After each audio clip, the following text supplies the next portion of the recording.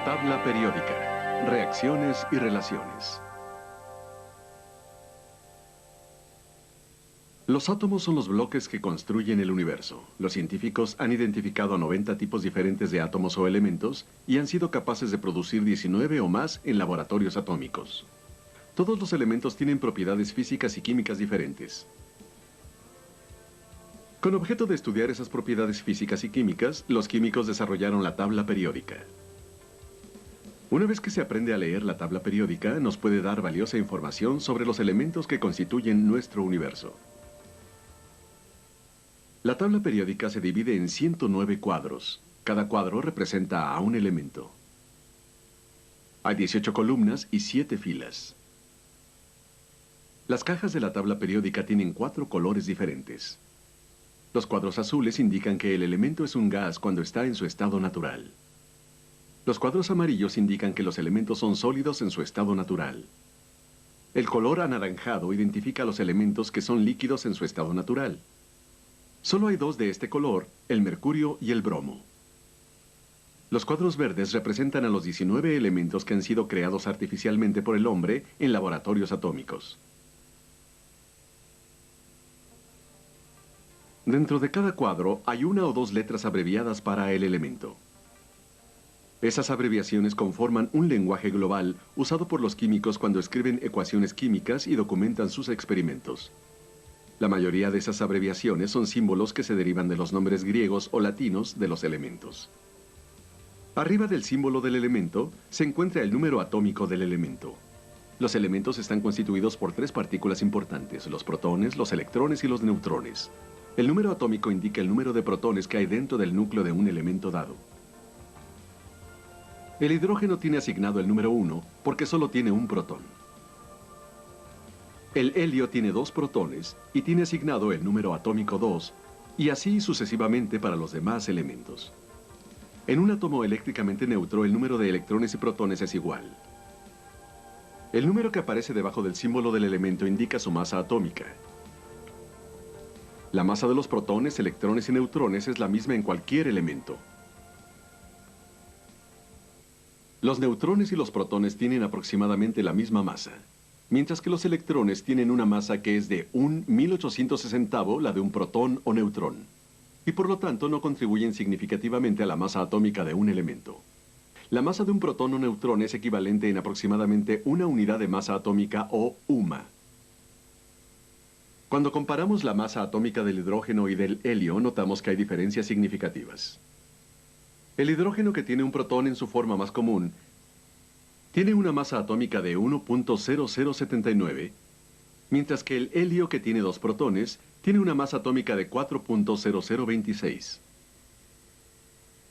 Esto es porque el helio en su forma más común en la naturaleza tiene 2 protones y 2 neutrones en su núcleo, en oposición al protón sencillo en el núcleo del átomo de hidrógeno típico.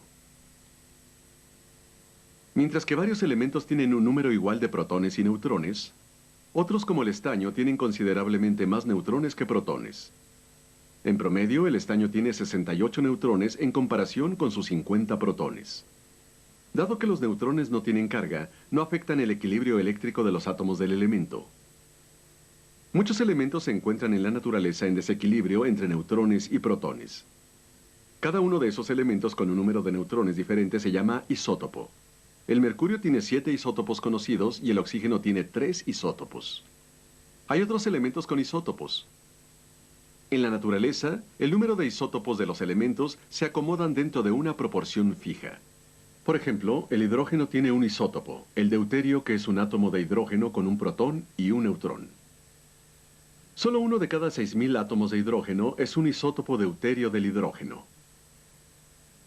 Se puede encontrar el número promedio de neutrones en un átomo al sustraer el número atómico de la masa atómica. Además de las cajas individuales en la tabla periódica, la distribución y el lugar que ocupan en la tabla periódica también nos da información sobre los elementos. A cada línea horizontal de la tabla periódica se le conoce como período. Los átomos tienen 7 niveles de energía o nubes orbitales que coinciden con los periodos representados en la tabla periódica. Los diferentes niveles son capaces de contener diferente número de electrones. Por ejemplo, el primer nivel puede contener a solo 2 electrones, pero el segundo nivel puede tener 8. El tercero 18 y el cuarto y el quinto pueden contener hasta 32. Mientras que el sexto y el séptimo son capaces de contener a muchos más. Los electrones ocupan primero los niveles más bajos de energía. Como el hidrógeno y el helio tienen 1 y 2 electrones respectivamente, solo pueden llenar un nivel de energía o nube orbital de un átomo. El periodo en el que se coloca un elemento indica el número de niveles de energía de sus electrones y si está parcialmente lleno en su nivel básico o natural.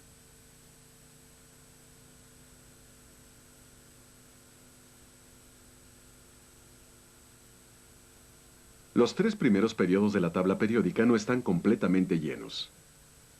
Esos periodos 1, 2 y 3 se llaman periodos cortos y contienen los elementos más comunes que se encuentran en la corteza terrestre, en los océanos y en la atmósfera.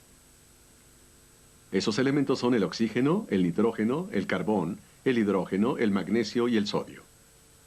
Los 7 periodos comienzan a la izquierda con elementos muy activos como el hidrógeno, el litio o el sodio y terminan a la derecha con los gases nobles. El helio, el neón, el argón y el criptón que son altamente inactivos. Un elemento altamente activo tiene la capacidad de formar enlaces fácilmente con otros átomos. Los gases nobles como el helio y el neón rara vez, si es que nunca, forman enlaces con los demás átomos y suelen encontrarse aislados en la naturaleza. Por otro lado, los materiales como el litio y el sodio se encuentran típicamente en combinación con otros elementos.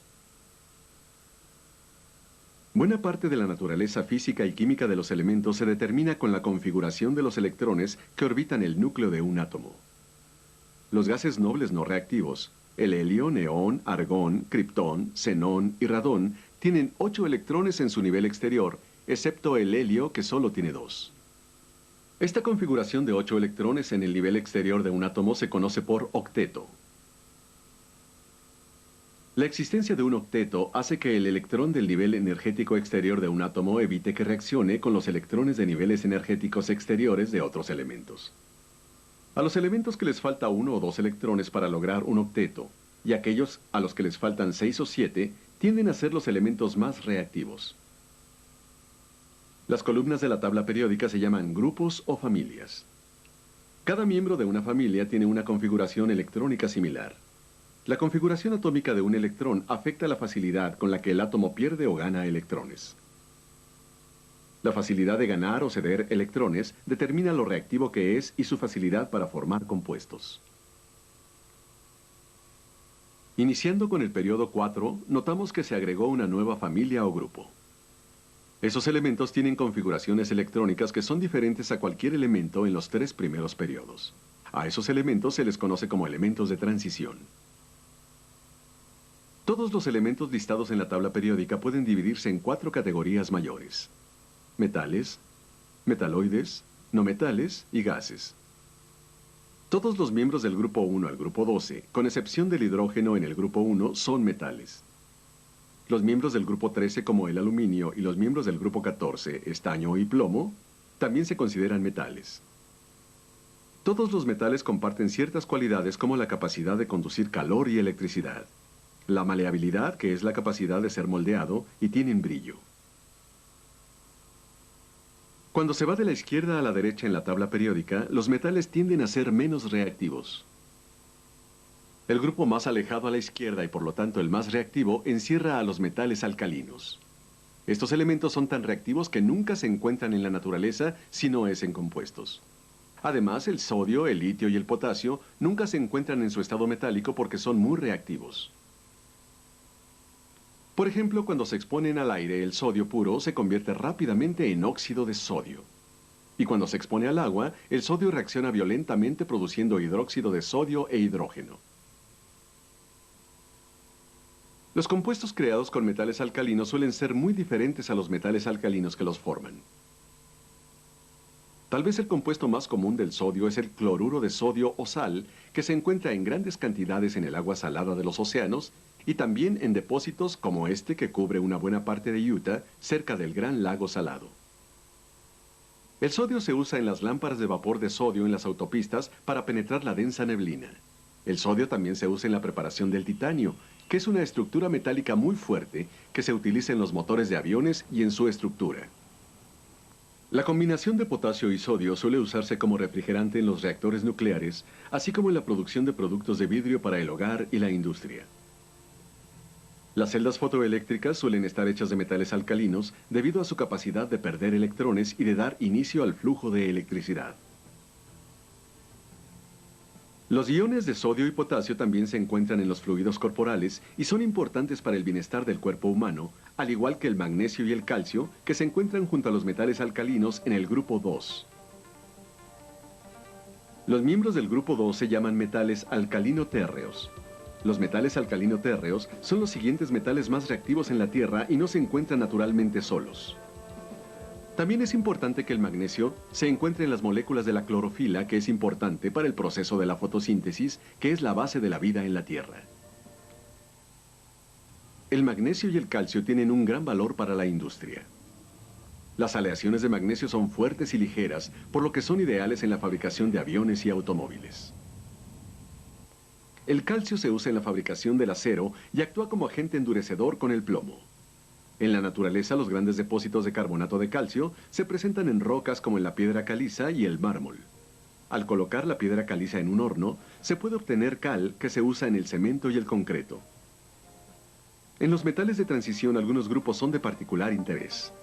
Por ejemplo, el grupo 6 contiene algunos de los metales más duros conocidos por el hombre: el cromo, el molibdeno y el tungsteno.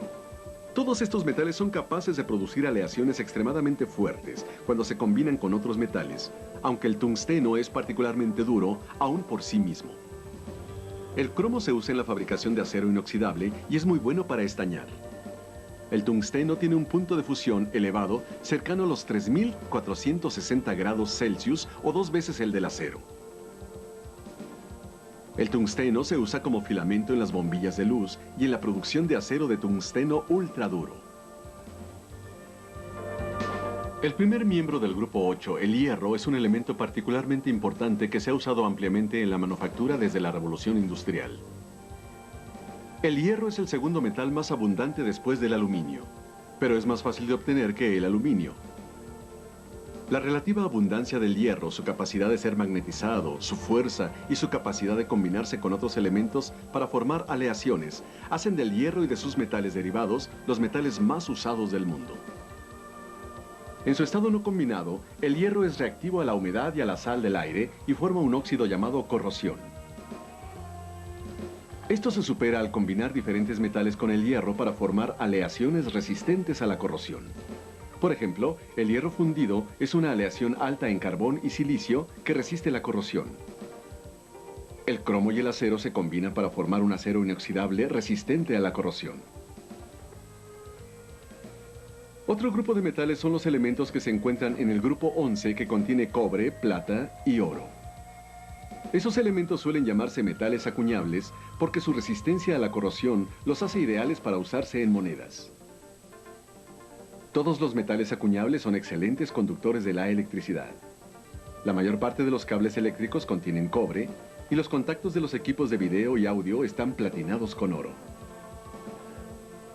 La combinación de alta conductividad y su resistencia a la corrosión explica por qué los contactos que accionan las bolsas de aire en los autos tienen baño de oro. Los nitratos de plata son importantes para la creación de imágenes fotográficas.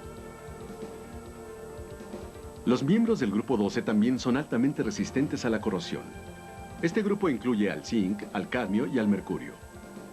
Menos reactivo que el hierro, el zinc se usa para cubrir el acero para evitar que se corroa. Este proceso se llama galvanización. El mercurio es único como metal porque es líquido a temperatura ambiente. Su conductividad lo hace ideal para contactos que necesitan ser activados por el movimiento de un fluido, como en los termostatos. El mercurio también tiene usos en la odontología. Las amalgamas, que son aleaciones de mercurio y plata, se usan para reparar superficies dentarias dañadas. Los miembros del grupo 13 y 14 tal vez contengan a los miembros más variados de cualquier grupo. Los miembros más importantes del grupo 13 son el boro y el aluminio. El boro es un metaloide que tiene propiedades metálicas y no metálicas. El boro es un semiconductor de la electricidad y se usa comúnmente en las barras de control de los reactores nucleares. El aluminio es un metal de peso ligero y fuerte que conduce bien la electricidad. El acabado opaco del aluminio se provoca por la autooxidación que lo protege de la corrosión y el deterioro. Usado en una amplia variedad de aplicaciones, el aluminio es el metal más abundante en la Tierra. Las aleaciones del aluminio se usan para hacer utensilios de cocina, partes en autos y aviones y latas para bebidas. El primer miembro del grupo 13 es el carbón. Tal vez uno de los elementos más importantes de todos. Las moléculas de carbón se encuentran en todos los seres vivos. Alguna vez los científicos pensaron que solo los organismos vivos podían producir compuestos de carbón. Por ello, la rama de la química que estudia los enlaces de carbón se llama química orgánica. Fueron los combustibles a base de este elemento los que ayudaron a proporcionar la energía que necesitaba la revolución industrial. El carbón, el petróleo y el gas se siguen usando en la mayor parte de las plantas eléctricas actuales. El carbón comparte el grupo 14 con los elementos silicio y germanio, que son metaloides usados como semiconductores en las pastillas para computadoras, y el estaño y el plomo, que son metales estables. El estaño y el plomo resisten la corrosión. El estaño se usa para estañar metales. El plomo no puede usarse para estañar otros metales debido al peligro de envenenamiento. Aunque el plomo se usó como pigmento, ya no se usa en las pinturas, debido a que los estudios indican que el envenenamiento podría ocurrir si la pintura que contenía plomo era inhalada o ingerida por los niños.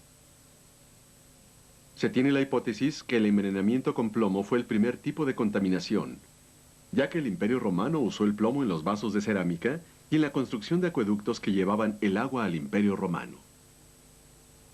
Sin embargo, el plomo es útil en una amplia variedad de aplicaciones, incluyendo su capacidad de deflectar la radiación debido a su densa estructura atómica. También por su peso, el plomo se usa para fabricar cristal emplomado, que tiene la característica de ser flexible y un tacto sólido y pesado. El grupo número 15 es la familia del nitrógeno. El nitrógeno es un elemento no reactivo y el 80% de la atmósfera terrestre está formado por el nitrógeno no combinado. Aunque el nitrógeno es muy estable en su forma elemental, buena parte de los compuestos que forma no lo son. Los compuestos de nitrógeno incluyen a la pólvora, la nitroglicerina, la dinamita y el TNT. El fósforo, que también es miembro del grupo del nitrógeno, es altamente reactivo en estado combinado o no combinado. El fósforo no combinado se incendia espontáneamente a temperatura ambiente y con oxígeno. Cuando el fósforo se oxida, ofrece un brillo fosforescente. No es de sorprender que el fósforo se use en fósforos y en reflectantes.